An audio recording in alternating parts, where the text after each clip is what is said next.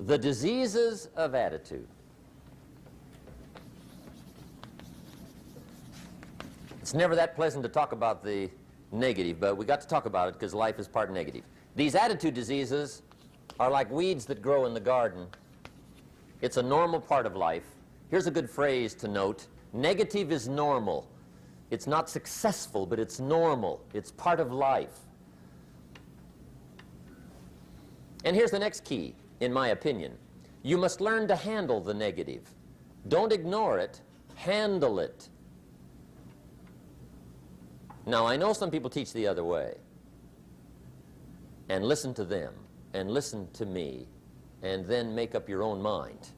Right? Don't be a follower. Be a student. But I say you got to handle the negative. You don't have to live in it. You don't have to dwell on it. But you do have to handle it, my opinion. I know some people teach, just turn your head real quick and say, there's no weeds, there's no weeds, there's no weeds. They'll take your garden.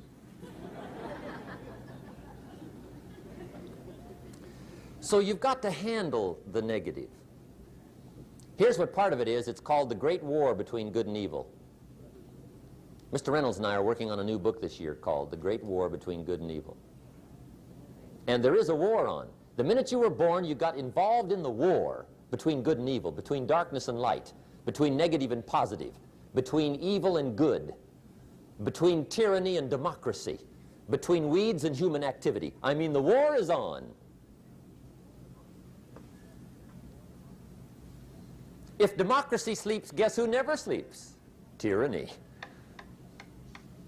In the absence of light, guess what's automatic? Darkness. If good does not arouse itself and become active, guess what moves in? Evil. It's a war. A mental war, a physical war, a financial war, between enterprise and ease, between accomplishment and failure. It's a war. That's why there's an Old Testament phrase that gives the best advice for human activity when it says, 6 days labor, 1 day rest. Now, I'm sure we've taken that to mean, don't work all 7 days, take one off. Here's what it also means, only take one off. Or you're liable to lose the war.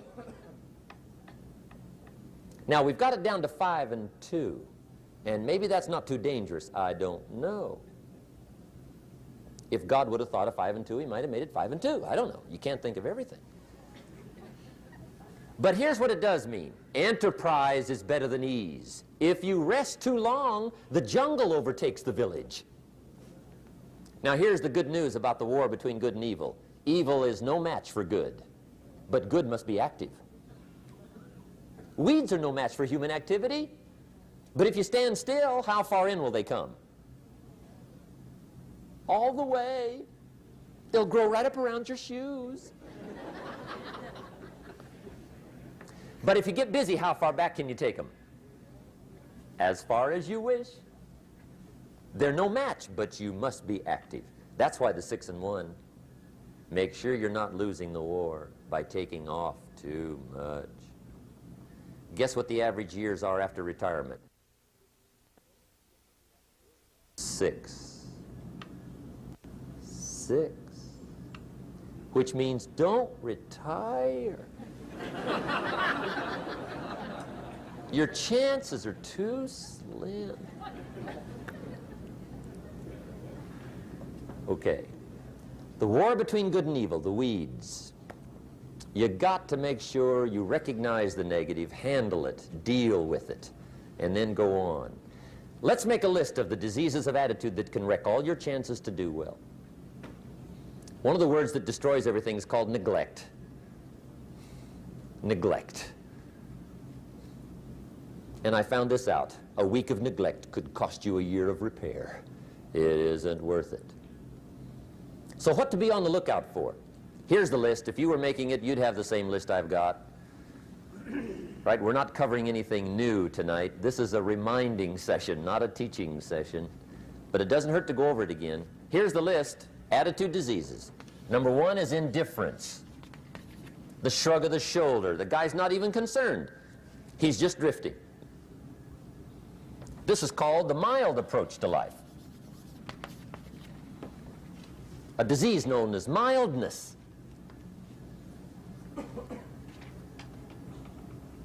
The guy says, well, I can't see getting all that worked up. Well, to be any kind of winner, you got to get worked up. There's one problem with drift. You cannot drift to the top of the mountain. And the good Lord said in the closing chapters of the Bible, here's the best way to live, one way or the other. That's best. Hot or what's next best? Cold is next best to hot. Not the half-baked middle, lukewarm, not too hot, not too cold. What a sad way to live. I think what it means is pick a direction and go with everything you got. Just pick one and go. Somebody says, yeah, but what if it's the wrong direction? You'll find out quicker. It won't take you 25 years to wake up and say, oh no, I've been walking the wrong road. I told my staff the other day, next best to prosperity is adversity. If one doesn't get you, pray for the other. We all do better from one of two reasons, inspiration or desperation. And I don't wish anything bad on you tonight, but if you're not inspired, I hope a wagon comes down your rut. Whatever it takes to get you to try harder, read more, set your goals, and go for it. Somebody asked me one time, what quality would I pick if I wanted to work with somebody? And you know what I picked first? Number one, strong feeling. Please, number one, give me somebody that feels strong. About most anything, I don't even care. Just so they believe it. Even if they disagree with me. Wonderful. Just so they disagree vigorously. I'm not saying it's easy to win those kind of people to your point of view, but I'd rather do that than to try to resurrect people from the dead. Pump them up every month, pump them up, pump them up. I pass. The good Lord needs a leader for the early Christians. Remember the early days of the Christians? Not like today. If you were to stand up in the early days and say, I'm a Christian, cut off your head, toss you and your wife in jail, let you rot. I mean, those were ugly days. Being a Christian back then was not called socially acceptable. They didn't have 125,000 in the Los Angeles Coliseum to hear Billy Graham on a Sunday afternoon. Not back in those days. Back in those days when the Christians got in the Coliseum, it was a different story, right? I mean, the word was, stay out of the Coliseum, especially on Sunday. Last Sunday was Lions 33, Christians nothing. See, those were mean, tough struggle days for the Christians. Now, when the days are mean and tough and struggling, you got to have some kind of leader. Do you know who the good Lord picked for the leader when the days were mean and ugly? Saul. From Tarsus. That's who he picked, Saul. I'll tell you what, I would have picked him. You would have picked him. Anybody would have picked Saul. Saul was one of those incredible guys. Once he got into something, look out. Everybody in the community knew what Saul was in. Because whatever he joined, he'd flip all the switches, open up all the dials, turn on all the faucets, and go like mad. He was known as All-Out Saul. I mean, he was something else. Now, at first, it wasn't working out well. Saul hated Christians, which makes a poor leader, right? I mean, that won't work. Saul got this bug somewhere about the Christians. He got to hating Christians. And he hated them so bad, every time somebody would say Christian, he'd fly into a rage. And I guess he decided one day, it was his mission in life to get rid of all the Christians. He was Saul anyhow, could do most anything he wanted to. So he got him these letters of authority to go around to the various communities and hunt down the Christians. They said, do whatever you want to with them, Saul. They're unpopular anyhow. Drag them in the streets, whip them, stone them, torture them, kill them. You mention the name Saul from Tarsus to the early Christians. I'll tell you what they would do. They would run, hide, lock the doors, leave town, dive underground. I've been in the catacombs of Rome where they hid. He was mean. I mean, terribly mean. But remember the story? One day Saul's making it for Damascus. Heard about some new Christians, flies into a rage, takes off for Damascus. And the story said he was angry. There's a little sentence in the story that says, on his way to Damascus, he was breathing out threatenings and slaughter, which meant he felt rather strong about the idea, right? That's strong. That's strong. But on this journey, right, according to the story, as Saul was making his way to Damascus, the good Lord looks down out of heaven and says, there's my man, Saul. He's got to be something else. And according to the story, this great light shines out of heaven, knocks him flat, right off his horse, grinds his face in the dirt, and blinds him for 3 days. The good Lord using recruiting tools we can't use, but when you're Lord, right? To make a long story short, Saul from Tarsus becomes converted to Christianity. He becomes Paul, the great leader, the apostle. And without a doubt, the good Lord got him a dandy. One he didn't have to pump up every month. In one of his later writings, he said, the things I once hated, I now love. The things I once loved, I now hate. See, that's strong. Here's the key to the good life. Learn to put everything you've got into everything you do. Whatever you are doing, pour it on. It will quickly open up into opportunity or quickly disclose to you that you ought to be doing something else. The delusion is, if I had a better job, I'd really pour it on. See, that's delusion. Wherever you are, pour it on. Don't give somebody half a job for a day's pay. Pour it on. See, that'll help change your life. Get rid of this disease. Here's the next attitude disease, indecision. Mental paralysis. The guy can't make up his mind and it becomes a disease. Pretty soon he knows he's got it. The guy says, well, I know I'm on the fence. But he says, what if I get off on the wrong side? Listen, after a while it doesn't matter. Just get off. Any side will do. A life full of adventure is a life full of many decisions. The ones that turn out to be wrong give you better experience to make better decisions. So don't see how many decisions you can get out of, see how many you can get into. That's where the adventure is. So shake off this disease, indecision.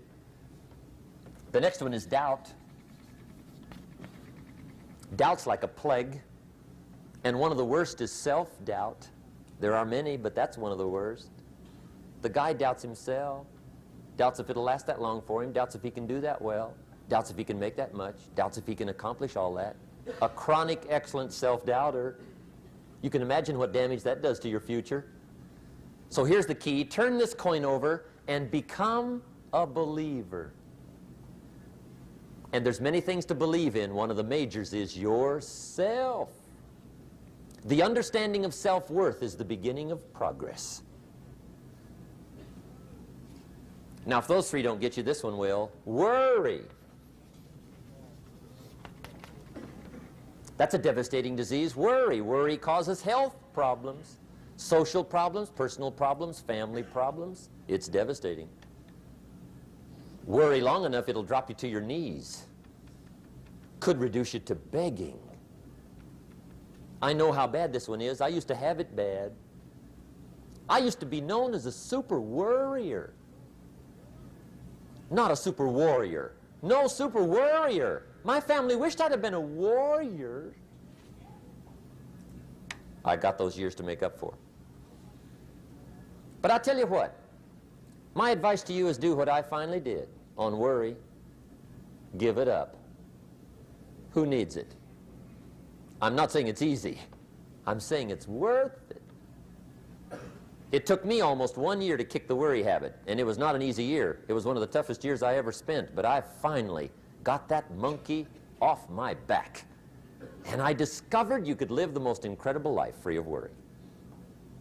Not free of challenge, not free of difficulty, free of worry. I learned how to do it, and you can. Here's the next attitude disease.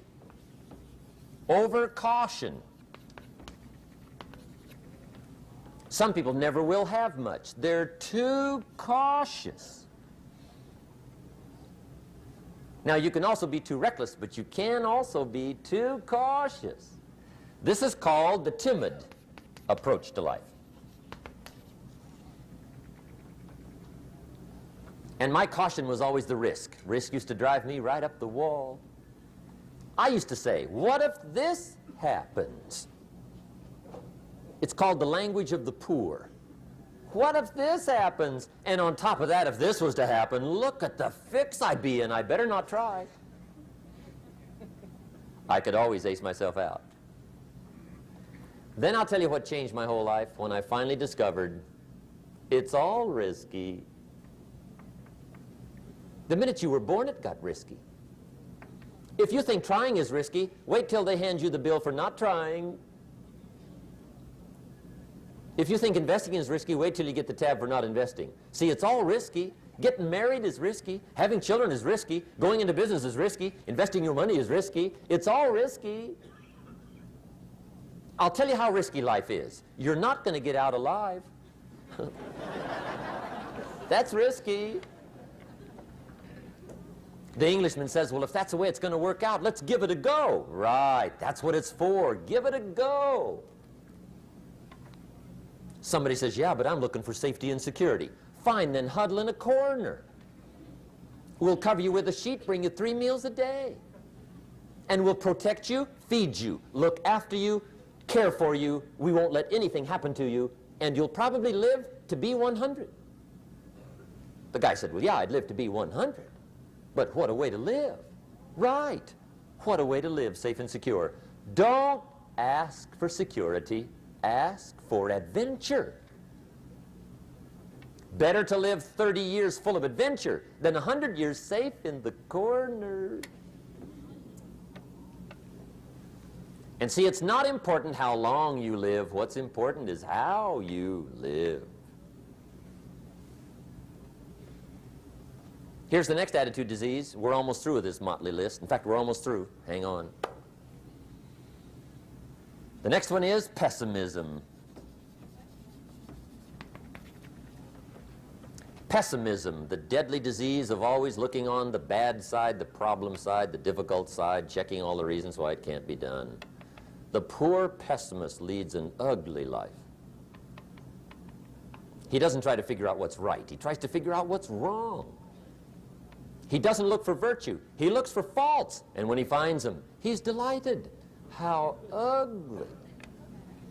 This is the poor guy who looks through the window, doesn't see the sunset. He sees the specks on the window.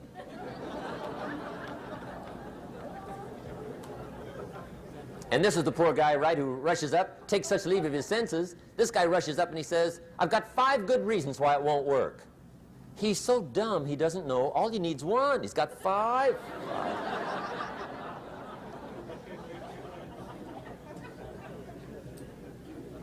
To the pessimist, the glass is always half empty. To the optimist, the glass is half full. Why would the same measure affect people 2 different ways? Answer, it all depends on how you look at it. Our lives are mostly affected by the way we think things are, not the way they are. The way we think they are affects us most. There's a subject we don't have time to get into tonight called better thinking habits. One of the major things Shoaff taught me when I met him, he said, poor thinking habits keeps most people poor. Not poor working habits. Most people work hard, but they don't think hard. And Shoaff taught me that the mind is like a factory, a mental factory. And whatever you think about all day long pours ingredients into this mental factory. And that's what builds the economic, social, financial fabric of your life. He quoted me a Bible phrase that says, as you think, so you become. How awesome. When he talked about poor thinking habits, he had me. I used to start the day reading the morning newspaper. I mean, you can believe that or not. I'd get a cup of coffee and read the paper. I'd load up on wars and riots and murders and stabbings and killings and bank robberies and muggings and car wrecks and tragedies. I'd even read the back pages. I seem to like that stuff for some weird reason. I'd load up on all that, and then I'd start the day. You can imagine the kind of days I used to have. You walk around on your financial knees. They call you economic peewee.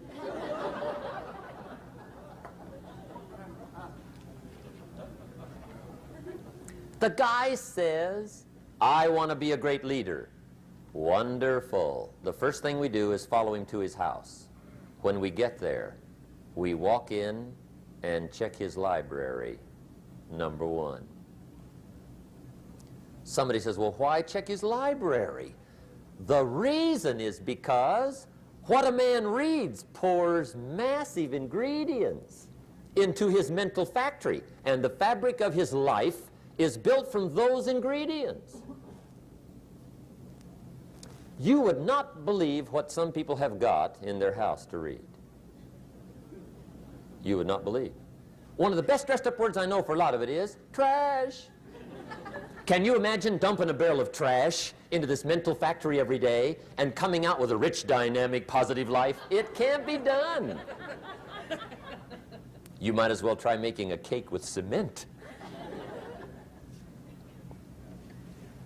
The kids back in Danbury, Connecticut, high school, they're asking me questions one day. I'm talking to the kids. Kids got good questions these days.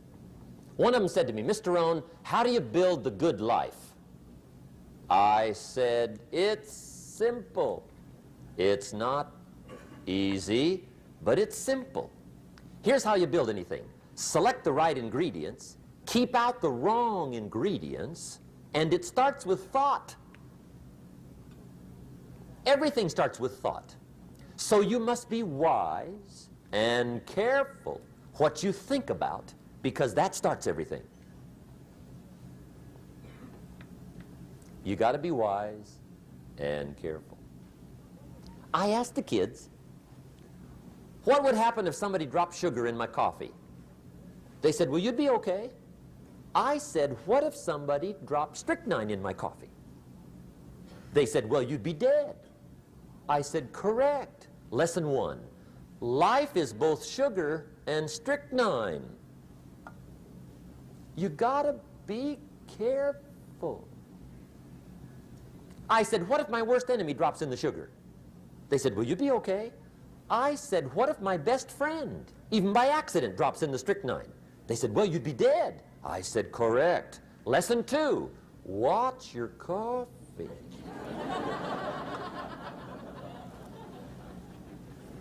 You got to be careful. See, it doesn't matter who hands you the bad stuff. It doesn't matter where you get the bad stuff. It'll still do its damage on your bank account, wherever you get it. Mr. Schoaf gave me one of the greatest phrases when I first met him when he said, Jim, every day stand guard at the door of your mind. How important. Stand guard at the door of your mind. And you decide what goes into your mental factory. Don't let anybody just dump anything they want to in your mental factory, because you've got to live with the results. Okay, here's the last disease, and we're through with this list. In fact, we're almost through. Hang on. The last subject is very brief. The last disease, but this one is deadly. Engage in this one, indulge in it even slightly, and you might as well forget the future, because it's going to forget you. Complaining, crying, whining, griping, a Bible word called murmuring. See, that'll ace your future. Spend 5 minutes complaining, and you have wasted 5. And you may have begun what's known as economic cancer of the bone. Surely they will soon haul you off into a financial desert and there let you choke on the dust of your own regret. I hope I said that well, so you won't forget. It's a deadly disease. If you don't think it's bad, ask the children of Israel of Old Testament fame. Typical of us all, their story just happened to get in the book. Story says, children of Israel were slaves. God performed a series of dazzling miracles and got them out. And now they're heading for the promised land. Remember the story? Heading for the promised land. Tragedy of the story, they never got there. Reason: from day one, they started to complain. They griped about the water. They griped about the weather. They whined and cried and griped about the food. They griped about the leadership.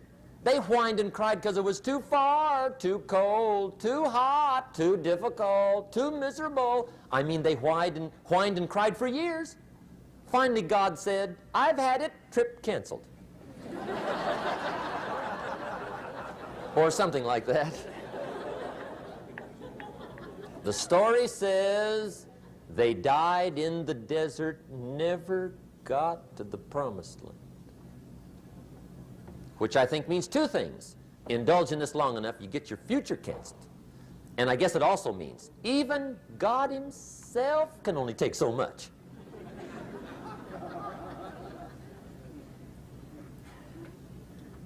Okay. Just be on the lookout of the things that can destroy all the good you start. The war is on. And this evening, tomorrow, mentally, personally, socially, economically, you got to make sure you're winning the war. And this is part of it.